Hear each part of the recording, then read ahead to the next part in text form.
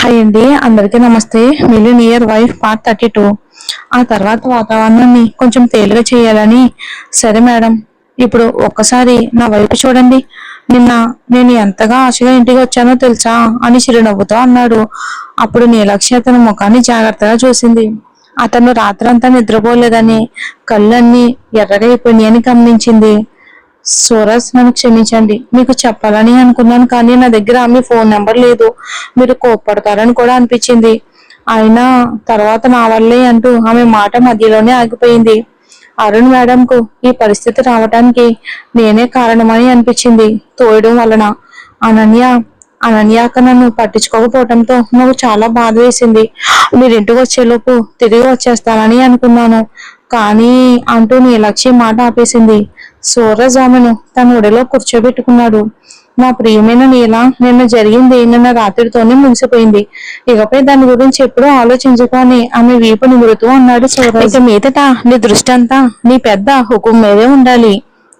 సూరజ్, పెద్ద హుకుం అంటే ఎవరు? పెద్ద హుకుం అంటే పెద్ద ఠాగూర్ సానే కదా. అంటే మీ నాన్నగారు అని అమాయకంగా అడిగింది. సూరజ్ ఒక్కసారిగా తడబడ్డాడు. అయ్యో, నేనే సరదాగా నన్ను పెద్ద హుకుం అని అన్నాను.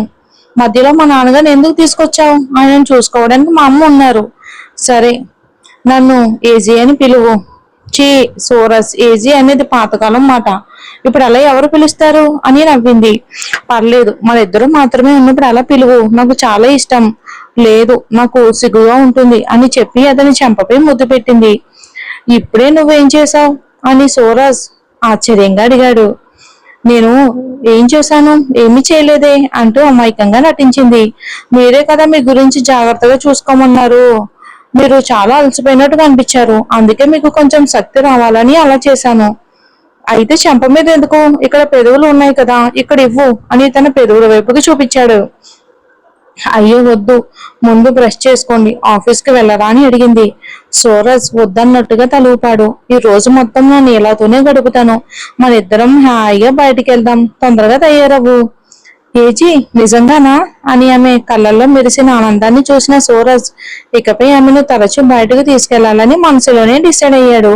సరే సరే, నేను రెడీ అయ్యి వస్తాను అంటూ లేవబోతూ ఉండగా సూరజ్ ఆమెను మళ్ళీ తన వైపుకు లాక్కుని గట్టిగా పట్టుకున్నాడు.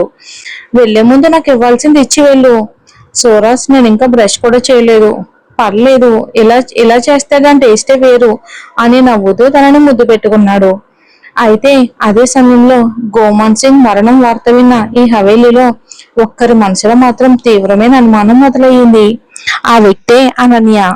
సూరజ్ నీలక్షి ఇద్దరు ఒకరినొకరు ఆట పట్టించుకుంటూ మధురమైన నవ్వులతో రెడీ అయి కిందకు వచ్చారు. నీలక్షి నిన్న రాత్రి జరిగిన విషయాన్ని పూర్తిగా మర్చిపోయిందని ఎవరైనా అనుకుంటే అది తప్పే. ఆమె మనసులోని బాధను సూరజ్ తన ప్రేమతో క్రమంగా తగ్గించాడు. మనకు తోడుగా మన వాళ్ళు ఉంటే ఎంత పెద్ద కష్టానైనా మనిషి దాటగలడని నీలక్షి మరోసారి నిరూపించింది. అంతలో గోమాన్ సింగ్ ప్రమాదంలో చనిపోయాడనే వార్త ఇంట్లో అందరికీ తెలిసింది. ఆ వార్త విన్న వెంటనే అందరి ముఖాల్లో విషాదం అలుముకుంది. అదే సమయంలో సూరజ్ నీలక్షి ఇద్దరు కలిసి కిందకి రావటం చూసిన అనన్య మనసులో మాత్రం అసూయ మంటలు రగిలాయి. అంశుమన్, అటు చూడండి, ఇంట్లో అంత విషాదకరమైన వార్త వచ్చింది, కానీ వీళ్ళిద్దరికి ఏమాత్రం బాధే లేదు. జంటగా తిరుగుతున్నారు. ఈ పని మనిషి ఇన్ని రోజులు మన ఇంట్లోనే ఉంటుంది, కనీసం కృతజ్ఞత కూడా లేదా అని అనన్య కళ్ళల్లో ఇక కన్నీళ్లు తెచ్చుకుంటూ అంది నాటకంగా.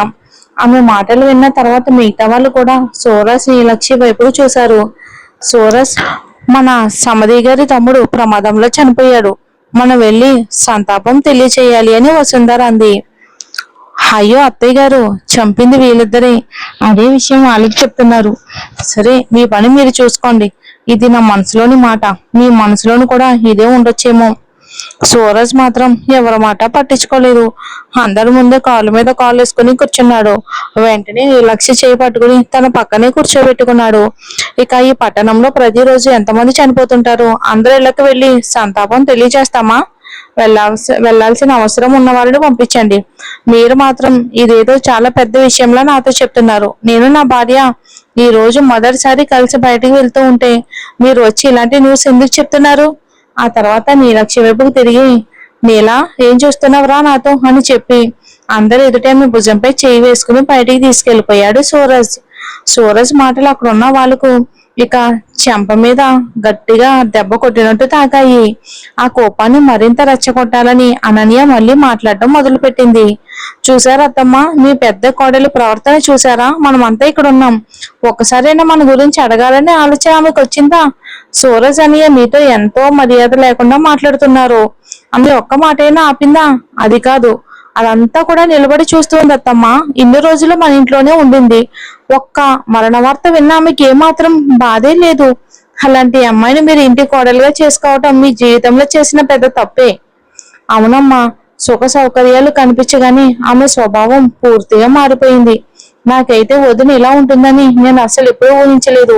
ఇన్ని రోజులు ఏమీ తెలియనట్టుగా నిశ్శబ్దంగా ఉంది.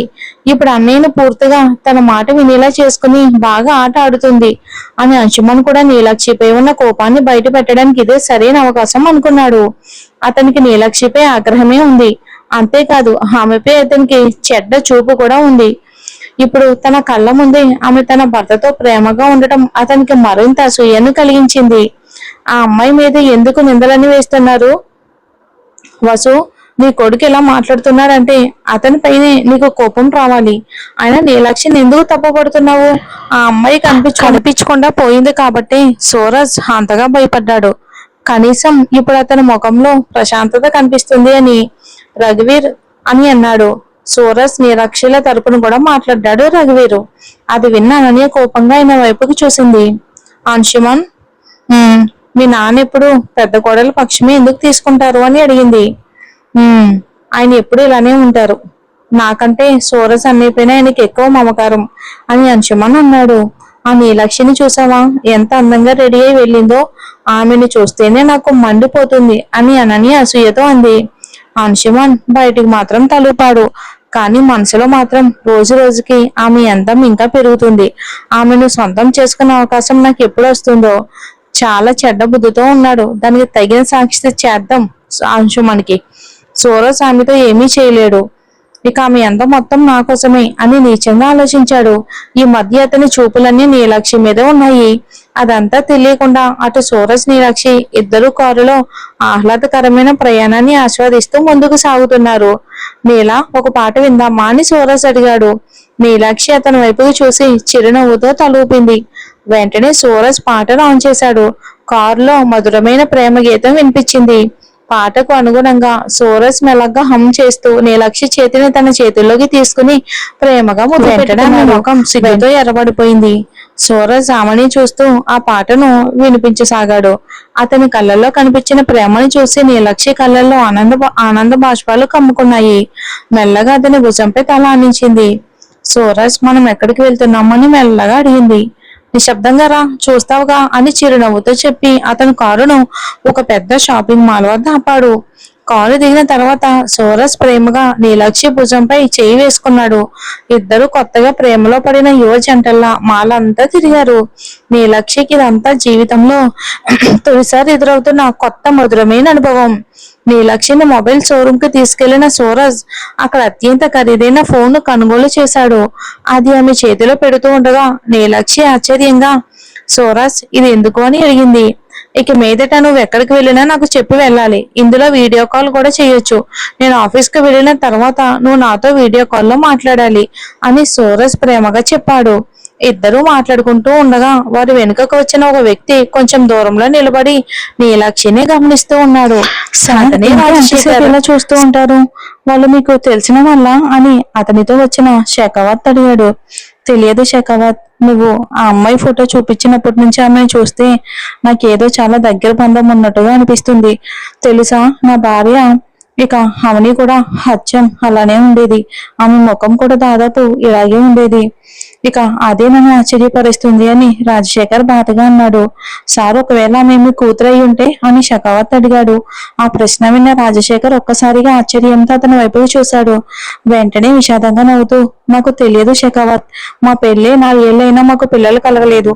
అవని తన జీవితం అంతా నా కోసమే అంకితం చేసింది. కానీ ఒక బిడ్డ కావాలని కోరికతో ఆమె రోజు రోజుకి మానసికంగా కృంగిపోయింది. అందుకే కాస్త బయటికి వెళ్ళొస్తే ఆమె మనసు మారుతుందనుకుని ప్రయాణానికి బయలుదేరాం. కానీ అదే సమయంలో కారు ప్రమాదం జరిగింది. ఆ రోజే నా అవనిని చివరిసారిగా చూశాను. ఆ అమ్మాయిని చూస్తూ ఉంటే అచ్చం ఆమెని చూస్తున్నట్టుగా అనిపిస్తుంది అని ఆవేదనతో చెప్పాడు. సార్, నేను ఒక సలహా చెప్పనా? దాంతో మీ సందేహం తీరిపోవచ్చు.